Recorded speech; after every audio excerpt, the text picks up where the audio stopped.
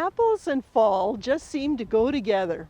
We all think of back to school and apples for the teacher. There are so many wonderful uses for apples, ranging from eating a fresh, crunchy apple to enjoying a cup of hot, steamy cider on a cool fall day. Country Blossom Farm near Alexandria produces great fresh apples along with many other products. I called Troy, the owner, and asked if we could come and get a lesson on growing good apples, and he said sure. Thanks for letting us come. Well, welcome to the farm. Glad you're here. How did Country Blossom Farm come about? Well, so I was working in the IT industry for 25 years, and I'm an outdoors person. I wanted to be outside. I didn't want to be 60 years old staring at a computer screen. I enjoyed what I did, but it wasn't my, dream, I guess. So we threw around some ideas. Orchard was one of them. It's something I always wanted to do. Didn't know how to grow apples to this scale or anything, so we joined the Minnesota Apple Growers Association. Met with a lot of great people there before we did anything. So we started looking around the Alexandria area because there's not really much here. And we decided we picked this farm here. So we bought this farm in 2009 and started planting apple trees in 2010. Today we're at about 11,000 trees. What variety or varieties did you start with? Our first planting was Fireside, which is an older variety. It's one of my favorites. That's why I planted them, because it's so good. Honeycrisp, Zestar, and Sweet Tango. Those were our first 4 varieties that we planted. How long did it take for you to get your first crop of apples? I think I left a few on the second year. I shouldn't have, but I was excited, and it's hard to take them all off. So ideally the third year is when you'll see some crop on them, but even in that third year you want to limit that crop. You want that tree to really develop and get its root system going before you start putting apples on it. What happens if you put the apples on when they're too young? You don't get growth. It puts all the energy into the apple, and you can actually runt them out, meaning they won't really get to their full size they should, because they just get into that fruiting mode, and that's what they do. So with apples, you need 2 different varieties for pollination to occur. If I had all these trees as Honeycrisp, I'd probably get some apples from outside pollen coming in, but it wouldn't be ideal. So we kind of spread them out, so we have different varieties around all the trees, so we're getting pollen and good pollination throughout the orchard. Do you find that your trees are somewhat cyclical? Like I heard that, some years they're a heavy producer and the next year they rest. And then, do you find that? Yeah, so what you're talking about there is biennial bearing. Certain varieties are more prone to it than others. For instance, Sweet Tango, like these trees here, they're not prone to it. I can load them up every year and they'll come right back the next year and they'll fill the trees. Same with Zestar. Honeycrisp, on the other hand, is very biennial bearing. If they have a heavy crop one year, next year they won't have any fruit at all or little fruit. And what we do to try to avoid that or keep it at a minimum is we chemically thin our trees. So once the fruit is set and the fruits are about 8 to 12 millimeters in size, we'll go out and we'll assess the fruit load. How much fruit's on the tree? Was pollination good? Was it bad? Do we need to thin? At that point, when they're about 8 to 12 millimeters in size, we'll apply a chemical thinner to the trees. And typically it takes about a week and you'll see a lot of the fruitlets drop. We do that for several reasons. Number one is to break that biennial bearing cycle. The trees decide what they're doing next year about probably 30 to 40 days after bloom. So these trees already know what they're doing next year at this point. If you don't get that fruit off before it makes that decision, then you're not going to have any effect on your return bloom.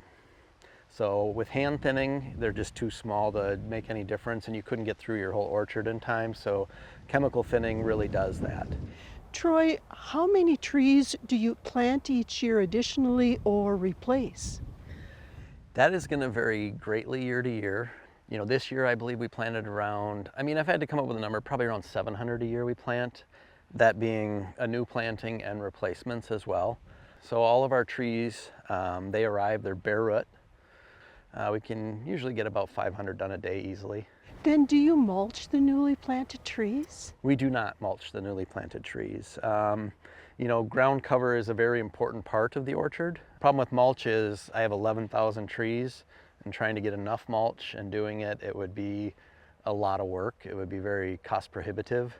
The other problem with mulch is the vermin like to live in the mulch, so then you have that issue. We prefer just clean under the trees. It keeps the mice out. All the nutrients go right to the tree. The water goes right to the tree.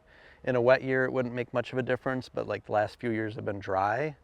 So when I'm using my well and watering the trees, I want it to get to the tree. And if it's dry, I'll water them about once a week.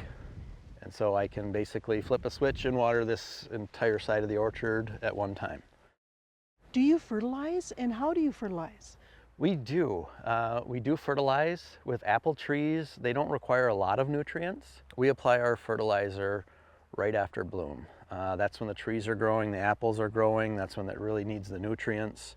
What we'll do is we'll put a granular down in the rows. I have a special spreader that shoots out each side right in the row. We'll do soil testing to kind of see where all the nutrient levels are in there and stuff as well.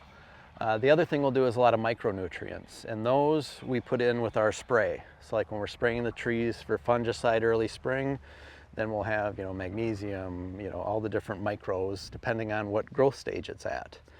Like right before bloom, boron's important for fruit set, so we'll spray that on. After fruit is set, then we'll spray calcium, because as that fruit is developing, you need calcium for that cell walls and for pressure, and so we spray calcium about every week. Okay, here's the problem with everybody has. What about critters? Critters, oh boy, which ones? So, the first critter we took care of was deer. So we decided early on that we wanted to fence our orchards. Birds are another one. Typically it's crows that we have to deal with there.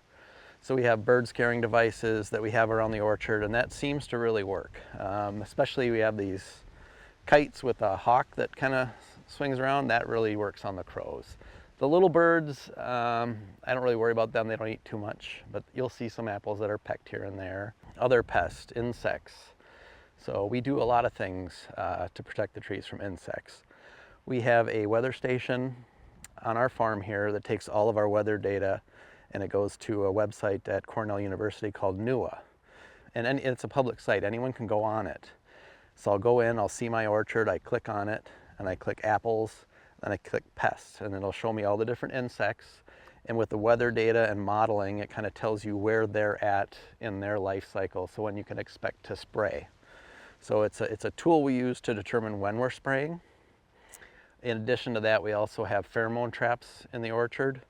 So like, for instance, codling moth. That's one we really target. The pheromone traps, we'll monitor them every week. Once we get to threshold, we know that they're laying eggs. So I want to spray 7 days later when those eggs are hatching and the little worms come out and crawl down and try to get into an apple. So we got to be very specific about when we're spraying and why. So those tools all together and what we're seeing in the orchard we use to determine when we're going to spray, like for insects in this case. Fungicides, that's an early spring thing. The biggest problem with apples is scab. And for that, the primary season for scab is when the leaves are about 1/4 inch through petal fall. At that time, all the spores are coming up from the leaves from last year and infecting the new growth. So we want to protect the trees during that time. If you protected them through primary scab, we don't have to worry about that scab going from the leaf and onto the fruit. Because once it gets on the fruit, you get all kinds of nastiness. Troy, do you have to do anything special for overwintering? What we do is we will mow the grass really low. The reason we do that is because there's less habitat for the mice and voles and all those little creatures that like to chew on the trees in the winter. We'll also put out bait stations after we're done harvesting to keep their populations low throughout the orchard. But other than that, that's really about all we need to worry about.